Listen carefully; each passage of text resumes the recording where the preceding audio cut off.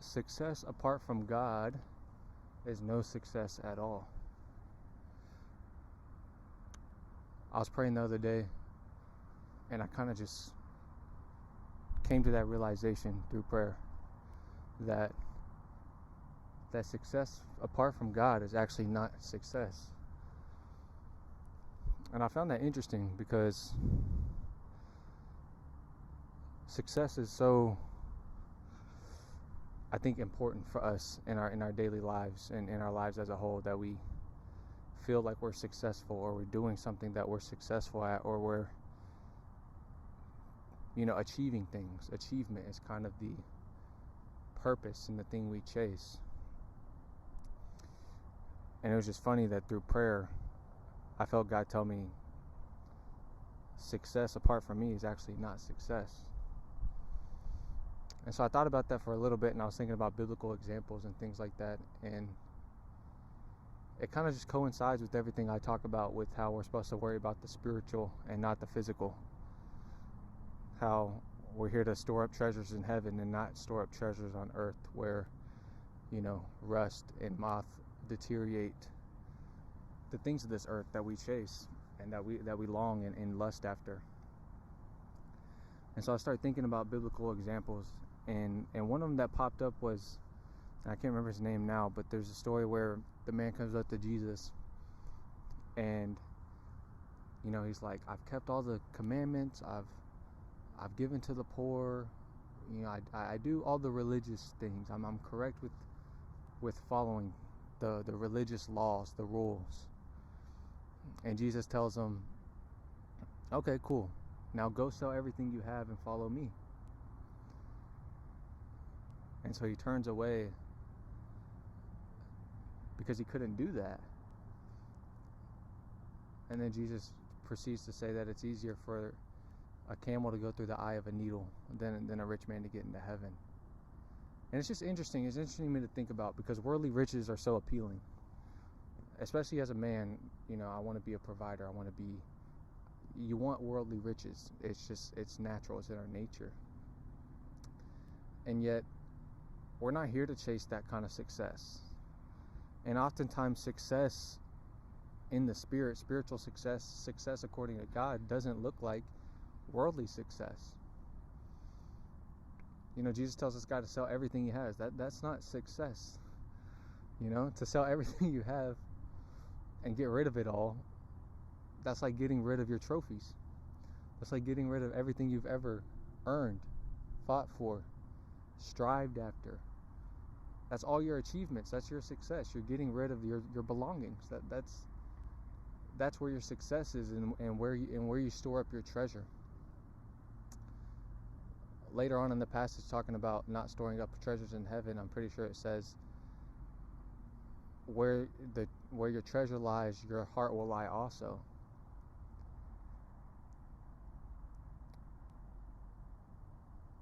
And so when we store up and we chase worldly success, we store up our treasures here on earth. We're worried about the things of the earth. Money, a better house, a better car, cooler clothes, cooler shoes, more land, more things, more stuff. We're just showing God where our heart is through that. Over the course of this past year, I would pray and seek out God and ask, God, help me get to this point. Help me get to this amount of money. Help me to get to this place and that place.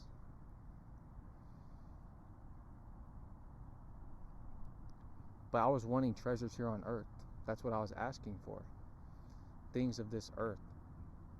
Not spiritual things. I wasn't asking for people to get saved. I wasn't asking for Him to work in people's lives.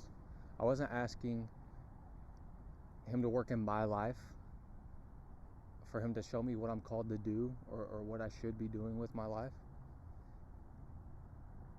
I was asking for stuff. A better place to live. A better car. A better job. And through all that, you show God where your heart is. When you go to God and you tell Him what you want, and you pray, you're showing them where your heart's at. And it's just funny looking back, and even through this whole transition that I'm going through, you know, worldly success looks a certain way, or success even in what I'm pursuing looks a certain way. You know, it looks like numbers, it looks like audience, you know, people to listen to what I'm saying right now, you know, views. And yet God is saying that apart from me, success is not success. That worldly success is actually not success. That the things of this world and attaining those things aren't success. And I think we know this. You know, if you grow up in the church, you grow up knowing, oh, this life is not about stuff, and it's not about materialism, and it's not about, you know, all these things. But we still fall victim in our lives to it, because we go about our lives worried about the worldly things. You know, how are you going to make money? How are you going to pay for the bills? How are you going to take care of people? How are you going to do all this if you don't obtain or chase a certain amount of worldly success or worldly things?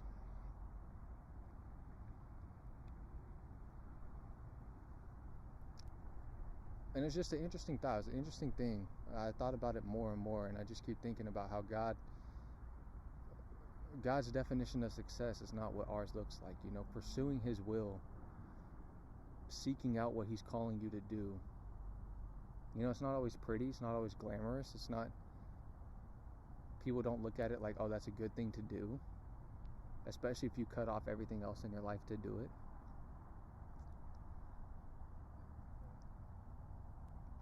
But chasing after God and seeking first His kingdom is what we're called to do. You know, and God does give us gifts. He does give us things that we are talented at, that He wants us to use for Him. And when you do that, it's not going to look like worldly success. It's not always going to look like dollar signs. It's not always going to look like a better house. It looks like reaching people with a message, planting seeds, edifying, helping people think about spiritual things, helping people realize what the truth is. It's speaking the truth in love.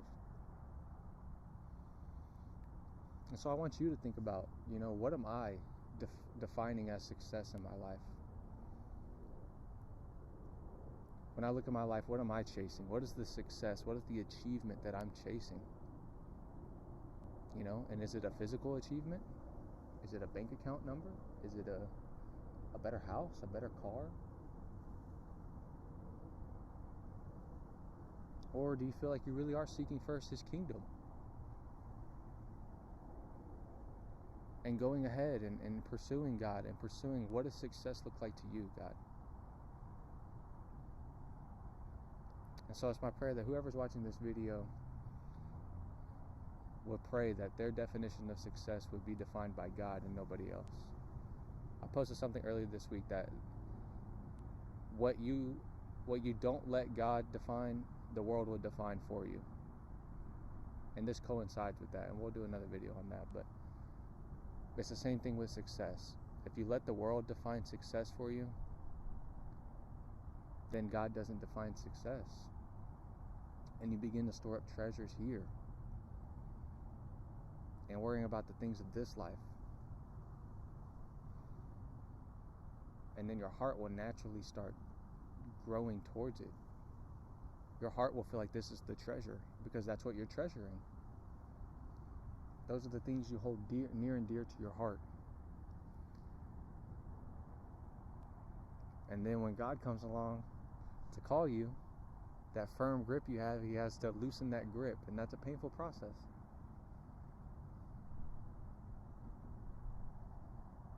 So just think about that. Let God define what success is. Let God determine what success looks like for you in your life, because it's dependent on situation as well. It's not going to be the same for me as it is for you.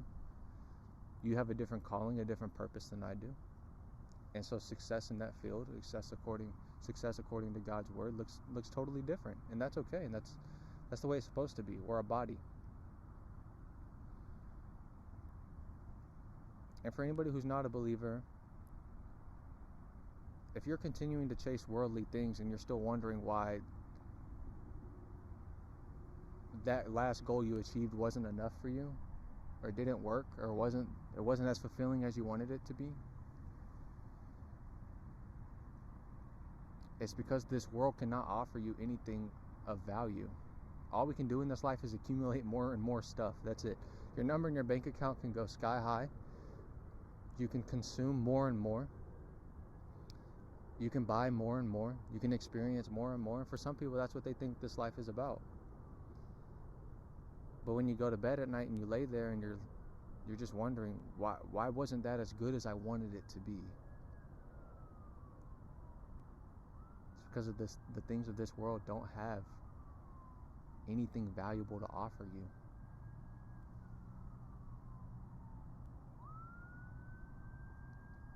There's only so much you can do in this life. We're limited by our human nature. We're limited by the principalities that rule, the things unseen. We're limited by all that. And everything that the world has to offer has been tailored by them and presented in a beautiful package that seems so appealing and so worthwhile. That new car looks so cool. Those new clothes look so cool. Going to that country looks so great. But at the end of it all, what is there?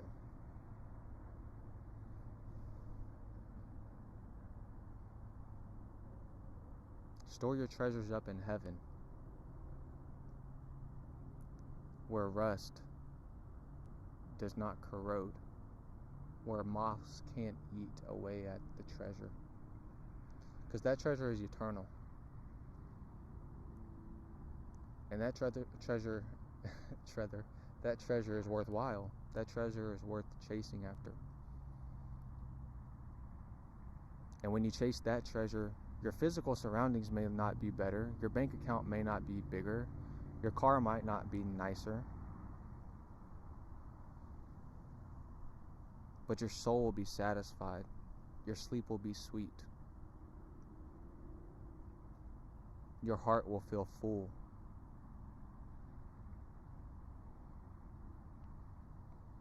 Because at the end of those things is fullness, love. And materialistic things just can't offer that.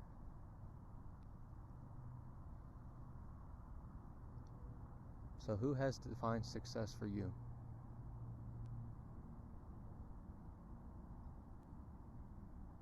And let God define what success is.